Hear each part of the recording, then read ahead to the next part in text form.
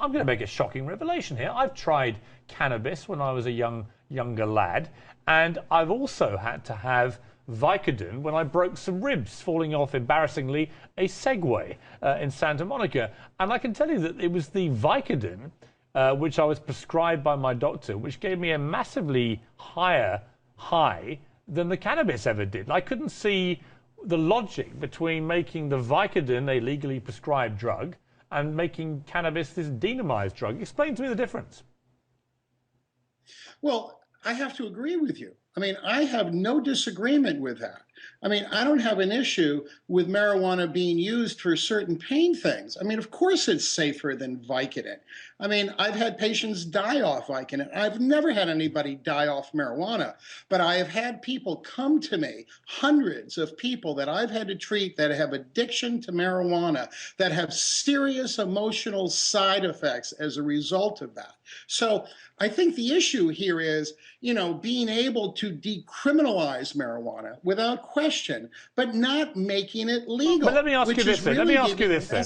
Okay, because I think that it's safe. Okay, because it's not. Right. I think you're slightly softening your position though from when I last spoke to you, because unless I'm wrong, the logical extension of your argument is that we should be banning all sorts of prescription drugs, probably alcohol as well, and tobacco. They should all be banned as well as cannabis, because that's the logical way of looking at your argument. No, I never, and I'm sorry if you misunderstood me, that all these drugs do have a place. The problem is that we don't have a medical restrictions, that these drugs are all too open on the market for abuse.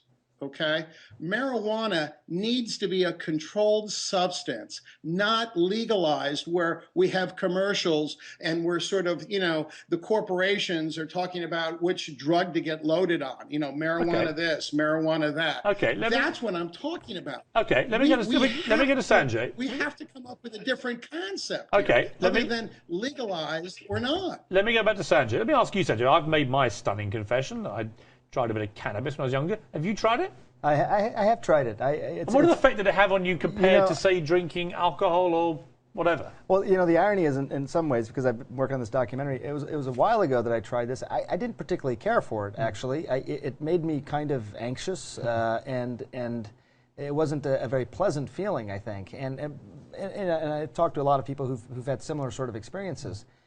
But from a medicinal standpoint, this idea that it can provide something that isn't already provided, I think the doctor, he's sort of saying you're going to see ads for it, making it sound like it's some over-the-counter drug that everyone can buy. Right now it's listed as the most dangerous substance. It's in the category of most dangerous substances in America. I think. The addiction is possibly real, about 9%. Put it in context, cocaine is about 20%. That's actually considered less dangerous than marijuana.